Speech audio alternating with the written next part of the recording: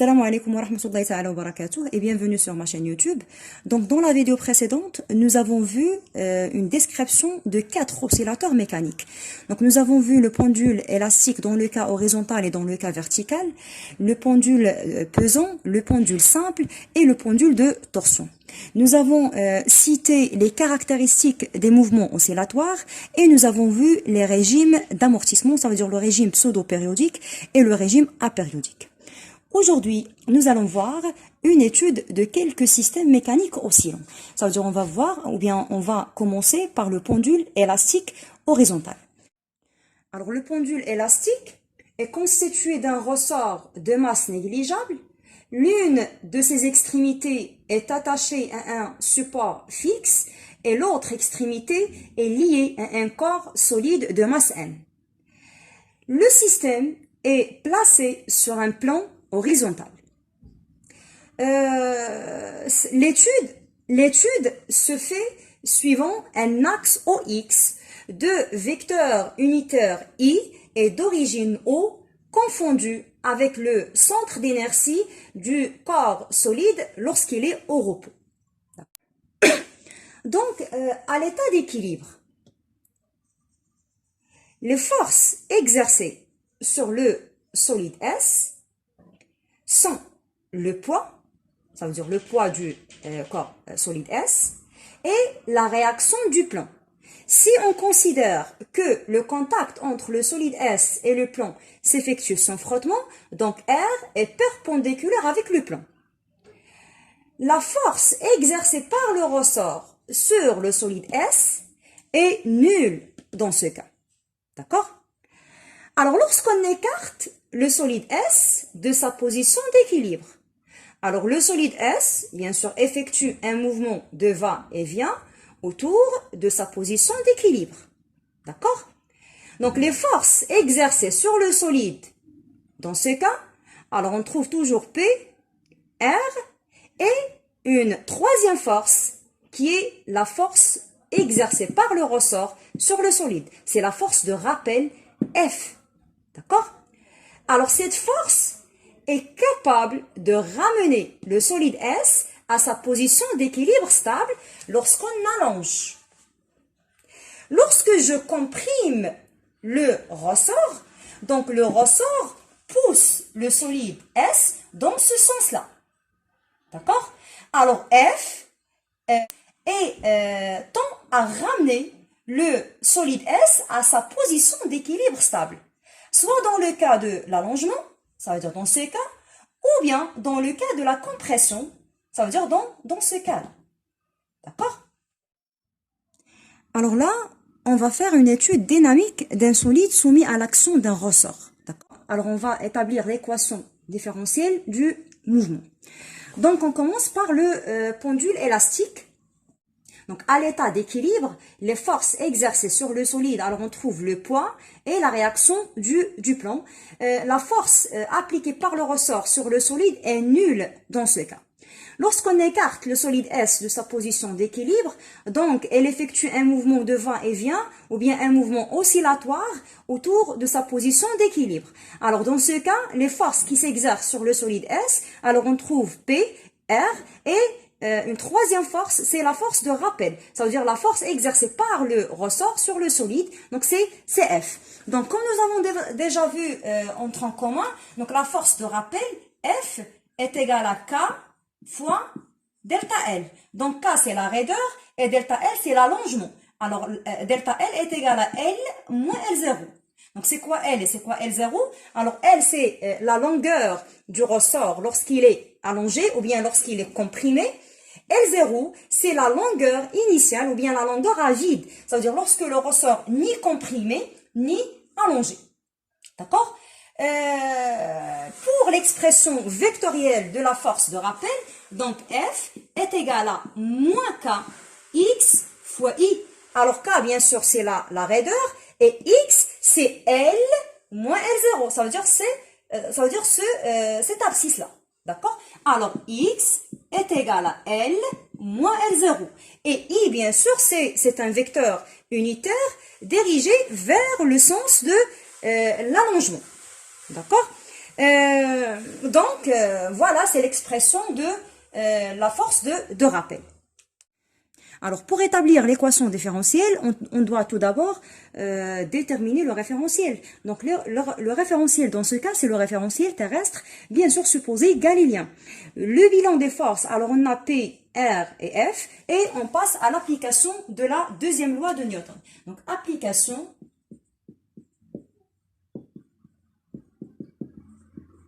de la deuxième loi de Newton.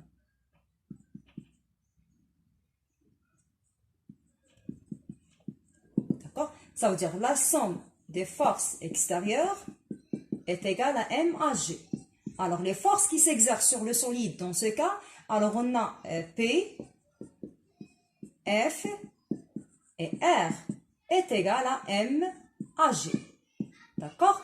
Donc, on va projeter cette relation sur l'axe OX. Donc, projection de la relation sur l'axe OX. Donc, pour P et R, alors sont nuls. Donc, il ne reste que F. Alors, la force de rappel F sur l'axe OX, c'est moins F, est égal à M à G. Alors, pour F, c'est moins K fois X est égal à M A. Alors, pour l'accélération, alors on sait que A est égal à dV sur dt, ou bien est égal à dx carré sur, plutôt, d carré x sur dt au carré.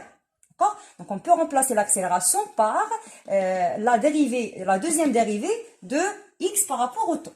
Donc, c'est moins kx est égal à m d au carré x sur dt au carré, ou bien x de point. D'accord?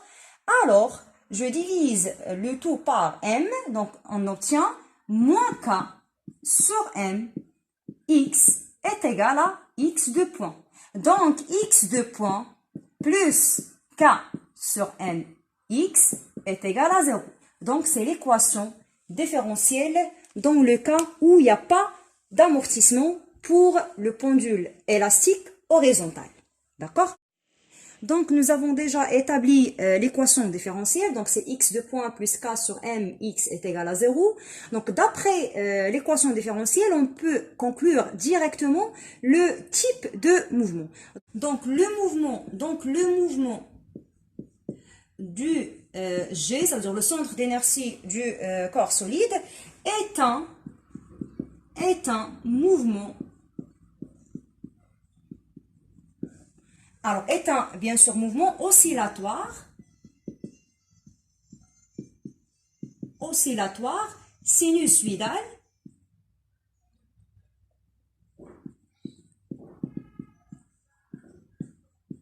bien sûr, autour de sa position équilibre. Sinusoïdal autour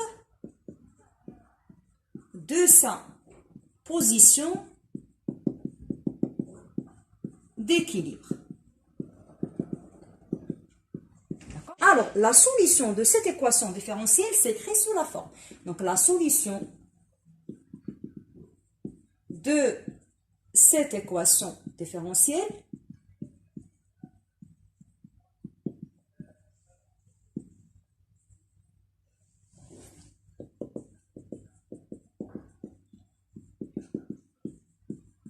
s'écrit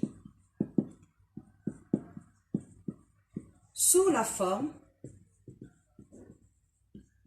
alors x est égal à x max cosinus 2pi sur t0t plus phi. Donc, les variables dans cette équation, c'est x et t. Et les autres, bien sûr, sont constantes. Donc, x max, alors nous avons déjà vu x max, c'est l'amplitude.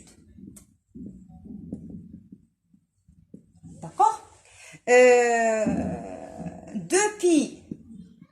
2pi sur t0t plus phi, la phase à un instant t. Et phi, c'est la phase à t est égal à 0. Alors, lorsque t est égal à 0, donc ce terme devient nul. Donc, il ne reste que phi. Donc, phi, c'est la phase à lorsque t est égal à 0. D'accord? Alors, x max et phi sont déterminés. Alors, x max et phi sont déterminés à partir des conditions initiales du mouvement. D'accord? Donc, nous allons chercher l'expression de la période propre T0 du pendule élastique en fonction, bien sûr, des caractéristiques de ce pendule. Donc, on part de l'équation différentielle qu'on a déjà établie. Donc, c'est x de point plus k sur m, x est égal à 0. Donc, on va remplacer x de point et x par leur expression. Donc, on sait que x est égal à x max cosinus de pi sur t0 t plus phi. Donc, on va dériver cette expression. Donc, x point est égal à moins 2 pi sur t0 x max. Et la dérivée de la cosinus, c'est moins sinus. Donc, sinus 2 pi sur t0 t plus phi. Alors, on va faire la dérivée pour la deuxième fois. Donc, x de point est égal à moins 2 pi sur t0 au carré x max. Et la dérivée de sinus, c'est cosinus 2 pi sur t0 t plus phi. Alors, on va remplacer x de point et x dans l'équation différentielle. Donc, on obtient donc moins 2 pi sur t0 au carré x max cosinus 2 pi sur t0 t plus phi plus k sur m x max cosinus 2 pi sur t0 t plus phi est égal à 0. Alors, on factorise par x max cosinus 2 pi sur t0 plus phi. Alors, on trouve donc x max cosinus 2 pi sur t0 t plus phi facteur k sur m moins 2 pi sur t0 au carré est égal à 0. D'accord? Donc, x max est différent de 0. Cosinus 2 pi sur t0 t plus phi est différent de 0. Parfois, bien sûr. Alors, pour que ce terme soit nul, il faut que k sur m moins 2 p sur t0 au carré est égal à 0. D'accord? Donc, k sur m moins 2 pi sur t0 au carré est égal à 0. Ça veut dire moins 2 pi sur t0 au carré est égal à moins k sur m. Ça veut dire 2 pi sur t0 est égal à racine carrée de k sur m. On cherche t0, ça veut dire la période propre. Donc t0 est égal à 2 pi racine carrée de m sur k. Voilà, c'est la période propre. Alors, on passe à la dimension de la période propre. Ça veut dire qu'on doit déterminer la dimension de T0 à partir de l'analyse dimensionnelle. Donc, on sait que T0 est égal à 2 pi racine carrée de m sur k. Donc, la dimension de T0 est égale à la dimension de la masse, n demi, sur la dimension de k, n demi. Alors, pour k, est égal, d'après ce qu'on a déjà vu, est égal à F sur delta L.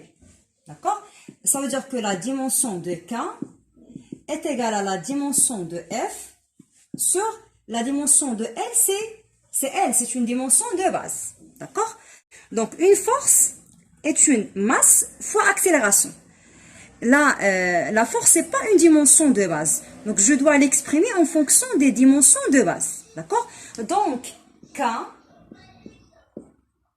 est égal à quoi? Donc, la masse, ça veut dire M fois L T-2 sur L. Donc, la dimension de K est égale à M fois T-2. D'accord? Je peux remplacer K dans cette expression.